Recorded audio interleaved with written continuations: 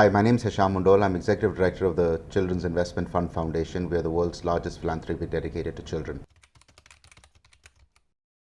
I want to talk to you about nutrition, but I don't want to answer the question the way it's been currently framed about why should India invest in nutrition. But the conventional answer will be because we have half the world's burden, and if we don't do it, the world's indicators won't shift. That argument just isn't, moving anybody. What I want people to do is to just think about it from a family's point of view. Everyone has a kid in their lives, theirs or somebody else's, that they love. What do you want for that child? You want, first of all, the child's mother to be, physically and emotionally ready to have a baby. You want to make sure that you give the baby all of the love and care and nutrition that they can get, so that they are healthy, they do better in school, they earn more money, they are better all-round human beings. That's the argument that we need to make on nutrition. The challenge is that nutrition is really complicated. There's a Lancet study which talks about all of the things that you need to do to address low birth weight. There are some 27 items, complex items run by different ministries or departments, and no one really knows how to bring them all together at the right time, at the right price, and at the right moment for the right person. And so you kind of step back and say, not really sure how to tackle it. India, however, is uniquely positioned. We have the financial resources, we have the infrastructure in terms of the various programs that the ICDS or the National Health Mission or the tribal ministries. We are at that moment where India can actually be the lighthouse to the world on what needs to be done on nutrition, and I think that's an incredible opportunity. Not India, but Indian states need to be doing more on nutrition and learning from each other and getting inspired from each other, and yes, getting a little competitive with each other. That's not necessarily a bad thing at all. I think it's from these kinds of examples that the country gets transformed. Remember, the midday meal started as something in Tamil Nadu, and look where it's gone to now. Wouldn't it be amazing if we have a low birth weight reduction effort run in a state which then goes across the country? That's why India should invest in nutrition.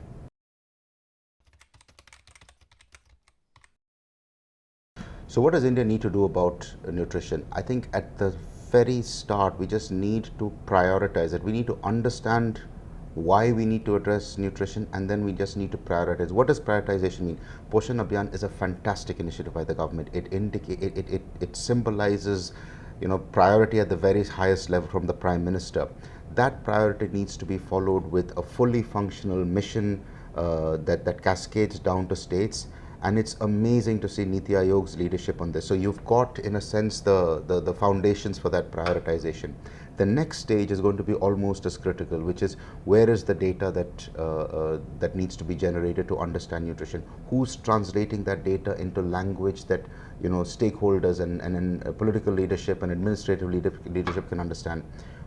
Many times nutrition indicators are 5 years old, or at best 2.5 or 3, depending on which survey you look. Imagine if the Minister of Finance was taking decisions on the economy based on 5-year-old GDP data. It just doesn't work. We need to find ways of making the data faster. The second bit is to Indianize every element of nutrition programming, the evidence, the protocols, any products that might be involved. We have enough and more programming that's happening, but we're just not kind of bringing it together into packages saying this is the Indian solution for this. And so everyone's then arguing about, is this relevant to India or is it not, or is the research was done in somewhere in Africa, is it relevant to India? Are Indian people actually stunted, or is it just just in our genes? If that's the hypothesis, let's research it out, and if that's the case, fine. If that's not the case, then let's understand what we need to do to make Indians healthy. The third is to be dispassionate and take big programs which have done a huge amount, like ICDS, and there's a lot that's been achieved out of it. But at some point in time, one needs to look at it and say, are we now at a point of diminishing returns? And if we're getting diminishing returns from ICDS, what are the kind of transformations that need to happen within a program like that? Is the take-home ration in its current formulation the right way of doing things? Are there other things that we can do, like substitute it with cash transfers, for example? I think there's another element of how we communicate nutrition. And we have, as a community, as a government, as a country, we have to make it aspirational. You're not feeding badam to your kid because it's a technical thing that you learned somewhere. You want your kid to have a stronger memory so that they do better in school, and then they get higher marks and get a better job and earn more money. That's the kind of aspiration that parents have. Those are the kind of messaging that will land with people and policymakers. And we need to start figuring out how to communicate it that way, rather than, if you don't feed your child this is what is going to happen. The last bit of it is to just trust the mother. And I know that sounds both trite as well as revolutionary, but we've got to get to a place where we trust mothers to do the right thing. You give them the information in a manner that they can understand, give them the resources to take the actions that they need to take, and then trust them.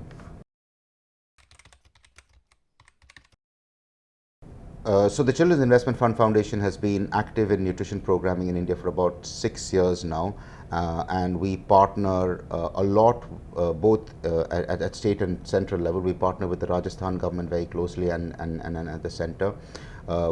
What we bring to the table is support for technical assistance on particularly complex aspects of nutrition programming. If, for example, a state wanted to develop a behavior change package and it requires specialized skills, we're there to provide support like that. If a state wants to look at low birth weight prevention and what needs to be done to achieve that, we're there to provide the research for that or the technical assistance for that. We are particularly excited about the idea of Indianizing every component of nutrition programming. So any opportunity that's out there to generate local evidence. And the last bit is, how do you get that evidence out there? How do you get policymakers and human beings on the street to understand what needs to be done about nutrition and what they can do about it in their lives and what they can do about it for the broader public.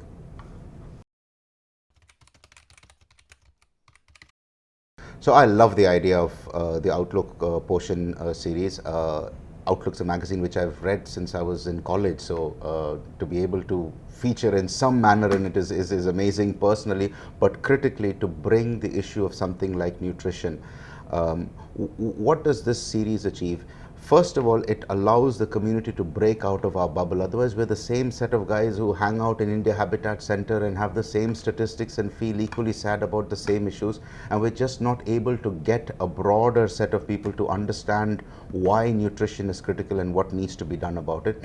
And I think when a magazine like Outlook covers it, you're able to humanize it. You're able to talk about it in a manner that regular folks understand, and you're able to bring that science into real world language.